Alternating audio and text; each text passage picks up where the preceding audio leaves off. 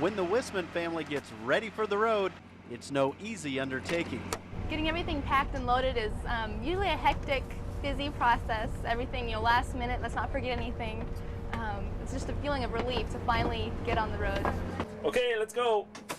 So it looks like a pretty big bus, but you get 14 people in it, it doesn't seem quite so big. Yes, you heard right. Lauren and Gloria Wissman have created their very own 14-person band.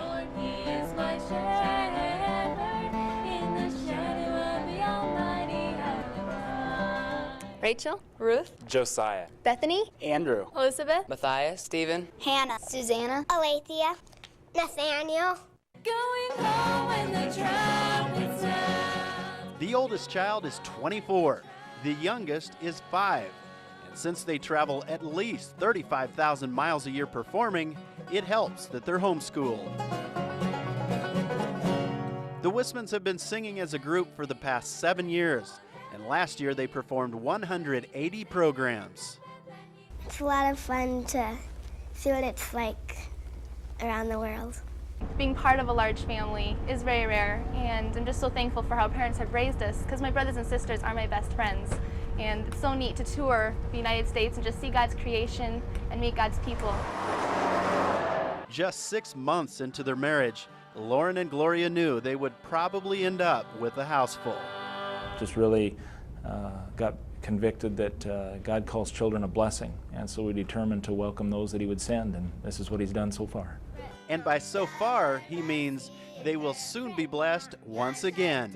Yes, the Wissmans are expecting another band member, child, in September.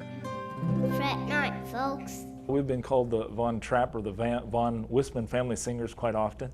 I feel kind of a rare privilege because not many moms have all their kids home yet, you know, at this stage of the game. And so we know it won't last forever, and we're just treasuring every moment.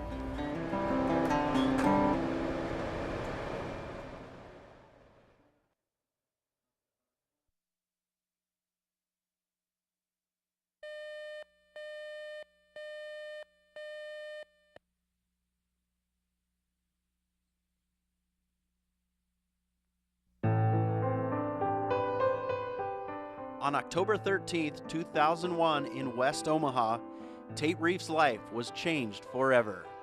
Just that one big jar hitting the guardrail and then a couple of seconds of free fall and then another big jar, and that's when my injury occurred. So The Seward Marching Band was on its way home from a competition at Burke High School. Tate's mom and brother were also on the trip. Brenda Reef rode in the bus behind the one carrying her boys. I was in the very back of the bus, and I just heard the girls screaming in the front of my bus that the bus is gone, the bus is gone. 3 people died, 29 were injured. Tate's brother Luke escaped injury, but the accident left Tate in serious condition. I broke my hip and then broke my left arm, my right pinky, and my most serious injury was a diffuse axonal brain injury. Tate's road to recovery was, as he calls it, Slow and painful. but Tate is a fighter. Once I came back to full understanding of the situation, my natural responses came back in gear, and my personality just took over and has carried me out so far all the way. When he came out of his coma and was getting better, one of the first things he told me, he says, "Dad, I'm going to use my football attitude to get better." But attitude alone won't heal an injured brain. Doctors warned Tate's parents to expect the worst. Maybe nothing more than him laying in bed staring at the wall the rest of his life. But early on in his rehab, Tate set a goal to walk across the stage at his high school graduation, and he did it. Sure enough, when May 15th came, 2005, I did it with style, quote unquote. Anything he's accomplished is nothing short of a miracle. Today, nearly 5 years after the accident, Tate loves to share his inspirational story with others and spread his infectious enthusiasm for life. He teaches and inspires us here at home, too. God knows that our family and my personality and just personal drive could overcome this, and He knew me going through this and overcoming it would strengthen other people's faith and help them live their lives more thoroughly and complete.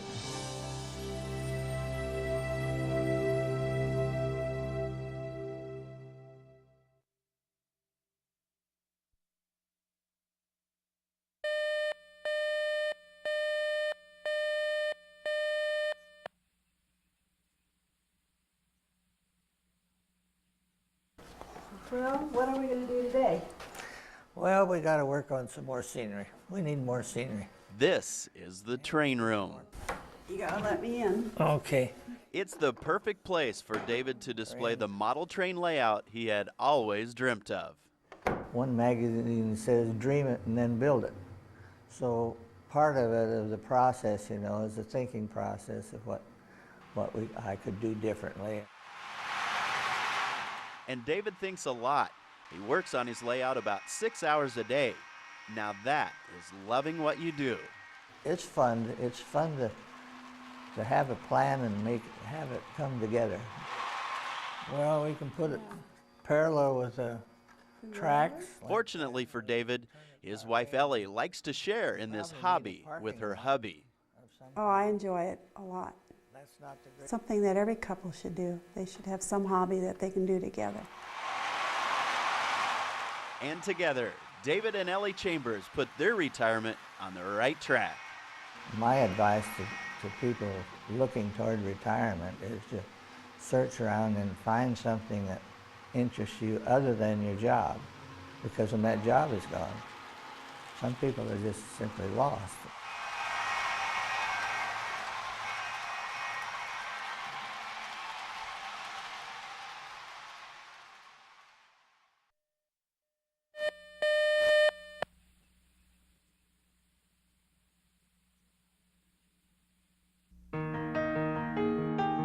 Coming up tonight, you'll meet Sam Butella.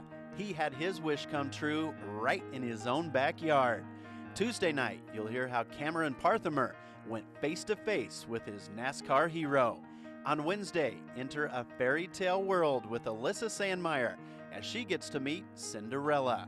Thursday night, Chance Martinez gets his wish started at Red Lobster, and then he heads to Hawaii. And we end up the week with a thankful father that's showing his gratitude by giving back.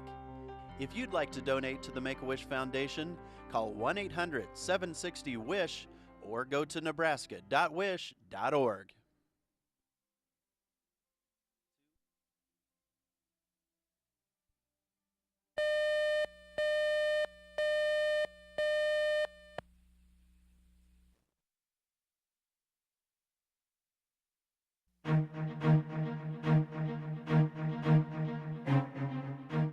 Cameron Parthamer has loved racing his whole life. Shortly after he was born, we was flipping through the channels and seen a race on. He's just watched it ever since. That's why getting to hop into a real race car at Speedway Motors is such a big deal. It's also because 1 year ago, Cameron had surgery to remove a brain tumor. It's been a pretty rough year, and this is huge. It's Make-A-Wish is making our little boy's dream come true. He's worked so hard with everything that's gone on. He's able to hang in there.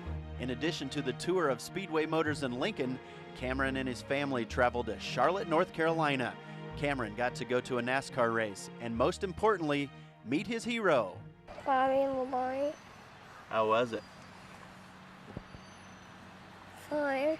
Sure, Cameron may have slightly downplayed his brush with greatness, but rest assured, it was a perfect place for a wish to come true like Cameron's. Remember that? You guys Make-A-Wish has a special place in my heart. Just to know that something like this could be done for children like my son. Just to see him smile and get to experience his dream. Thank you very much. A heartfelt thanks from Bobby Labonte's biggest fan. I'm Lance Schwartz, 1011 News.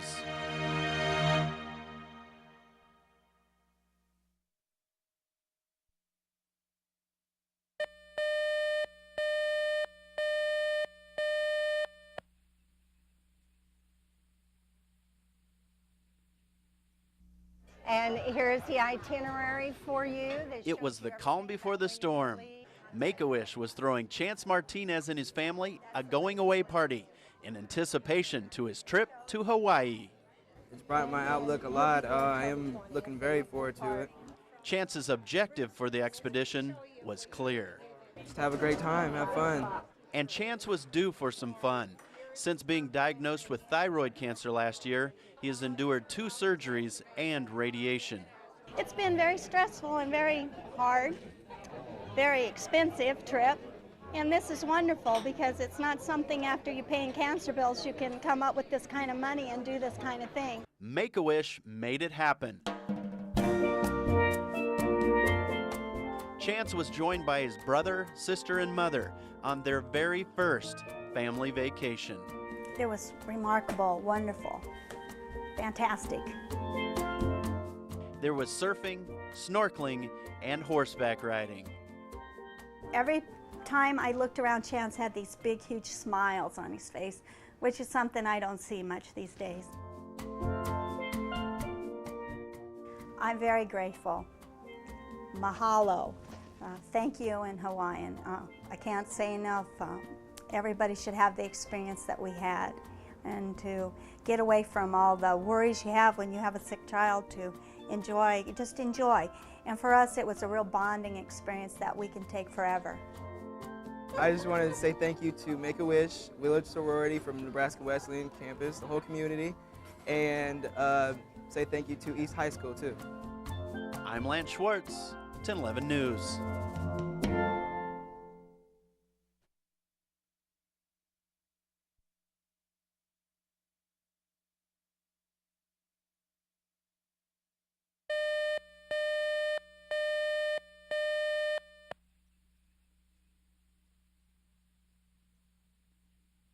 Deb Hrabek is proof positive that in this day and age, it doesn't matter if you're in New York City, London, or Syracuse, Nebraska. You can make your mark in this world. Hrabek turned her passion into a profession. She designs dinnerware that is sold all around the world, and it all gets started on a little acreage near Syracuse, Nebraska. I have always loved to work with my hands, and I always found something creative to do. In the 90s, it was painting old pieces of furniture.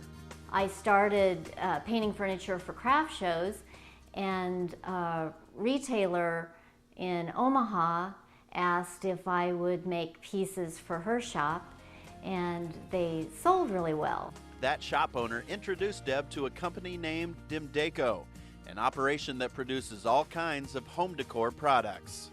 I got on board just at the time they were growing and wanted to try something different. This is kind of how the process starts with the design boards. Deb comes up with the designs for the dinnerware in her home studio. And this line right here is already out. For the past 6 years, she sent her designs to Dimdeco in China, where they turn her artistic impressions into finished products. I have a lot of liberty in the designs that I do, and so... When Deb got started, she had a feeling this venture would flourish, primarily because it was something I loved to do. And I think anytime you have a passion about doing something, it will be successful. And Deb's dinnerware has become so successful that you can find it all around the world.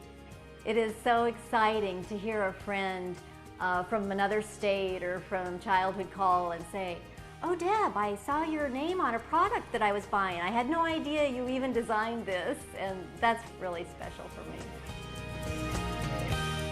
Deb's dinnerware can only be purchased in stores, so if you'd like to find a location near you, go to KOLNKGIN.com and click on Featured Videos. It's there you'll find the link to the Dimdeco website.